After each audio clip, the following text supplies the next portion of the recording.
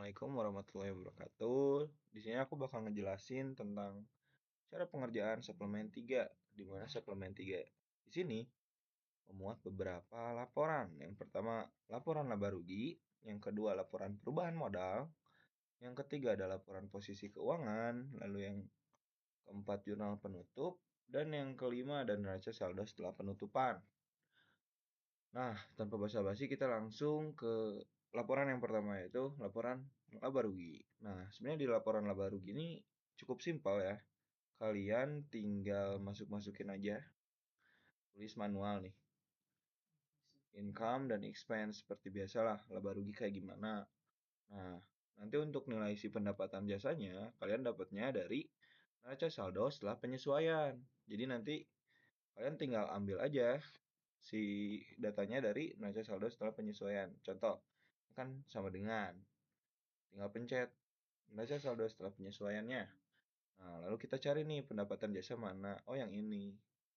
So, nah total pendapatannya tinggal sama dengan pendapatan jasa kayak gitu. Nah, ini beban juga kalian cari aja. Carinya sama dari neraca saldo setelah penyesuaian. Jadi tinggal sama dengan neraca saldo terus cari beban gaji berarti kan. Nah, terus yang lainnya juga kayak gitu tuh. Beban komisi, beban transportasi, perlengkapan dan lain-lain juga kayak gitu. Atau misalnya kalau kamu mau repot bolak-balik berarti tinggal di drag aja gini. Tuh. Nanti udah otomatis asal nggak dikunci ini. Nah, terus kan nanti ada nih total expenses. Berarti totalnya ya tinggal samin aja. Beban gaji, beban komisi, semuanya dijumlahin. Nanti ketemu hasilnya segini. Udah kayak gini berarti untuk operating profit berarti total pendapatan dikurangi dengan total expense. Kayak gini, S9 dikurang S19. Nah, tapi kan masih ada nih, ada other income sama other expense.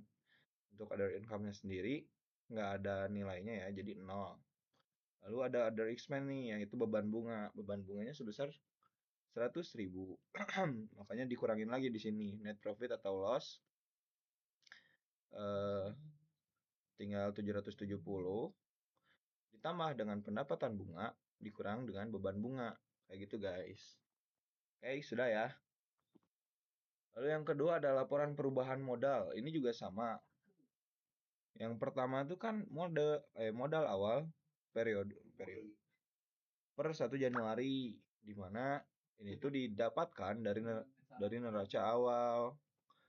Nah, jadi nanti kita ke neraca awal nih.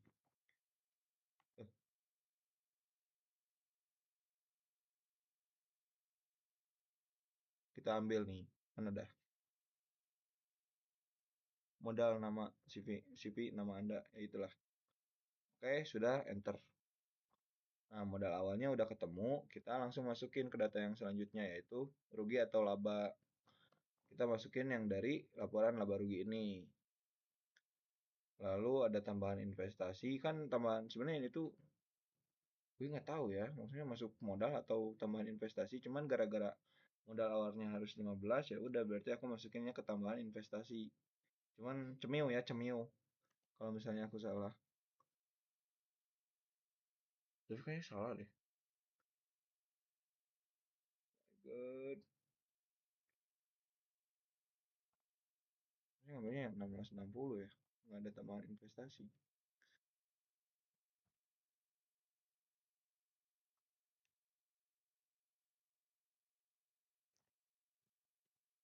Oke, kita ralat. Jadi kita bakal masukinnya dari neraca saldo sebelum penyesuaian. Yaitu sebesar 16.600 kayak gini. Nah, jadi nanti ditambah sama rugi atau laba, ditambah sama tambahan investasi, dikurang dengan price, oke? Nah, jadi nanti dilihat nih penambahan modalnya berapa. Penambahan modal tuh ya dia kayak sum, rugi, ditambah tambahan investasi, dikurang price. Nah, nanti baru dijumlahin antara modal dan penambahan modal. Tidak dapetin nilainya 17.150 sekian, kayak gitu. Ini juga sama aja, atau enggak tinggal E7 ditambah E11 cukup. Nah, langsung kita ke laporan posisi keuangan. Di sini laporan posisi keuangan juga sama.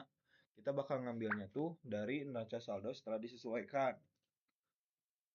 Overall tinggal ngambil-ngambil doang sih sebenarnya mah kalau laporan mah. Tuh kayak gini neraca saldo setelah penyesuaian S10. Berarti kan dari sininya S10 juga tuh. Ini S10 tuh. Nah, jadi kayak gitu tinggal mindah-mindahin doang dari neraca saldo setelah penyesuaian.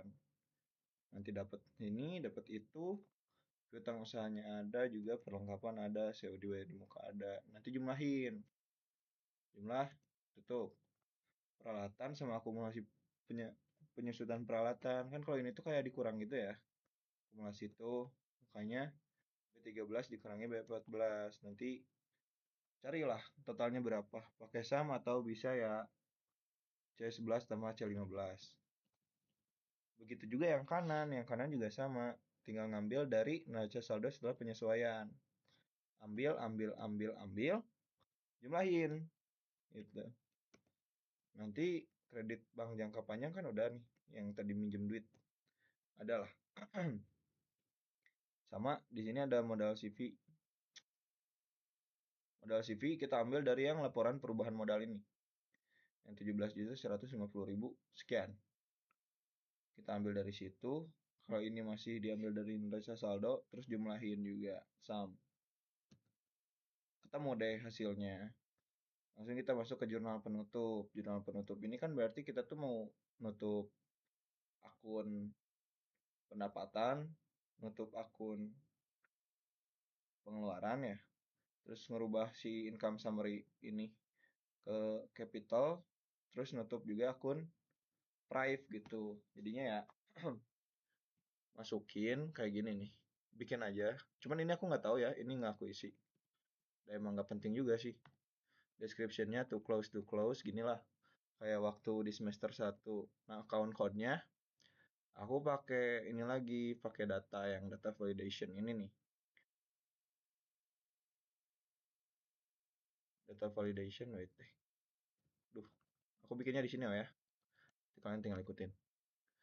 Data validation, terus masukinnya list, terus di sininya kalau nggak salah nomor akun nih.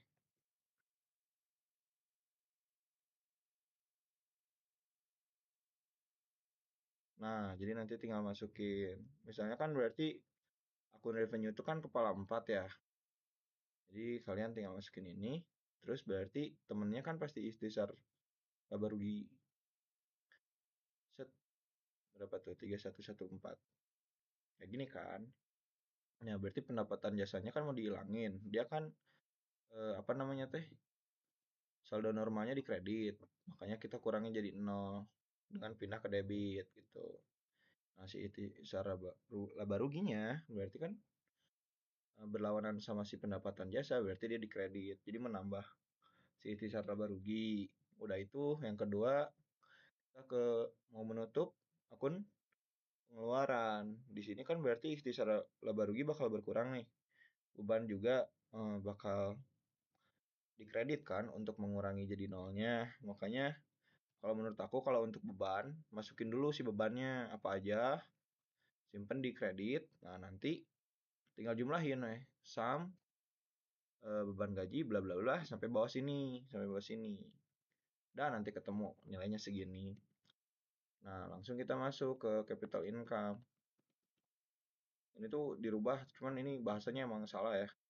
Jadi udahlah, pokoknya memindahkan si income summary ke capital income sih, capital. Nah, di sini tuh kan berarti ikhtisar laba ruginya mau dipindahin. Berarti saldo normal ikhtisar laba rugi itu dikredit, maka disimpan di debit. Nah, jadi capital bertambah tuh. Modal bertambah sebesar 670. Ini 670 didapat dari sisa antara ikhtisar laba rugi yang di revenue dikurangi sama ikhtisar laba rugi yang di expense gitu. Jadi ini sisanya buat dimasukin ke modal perusahaan.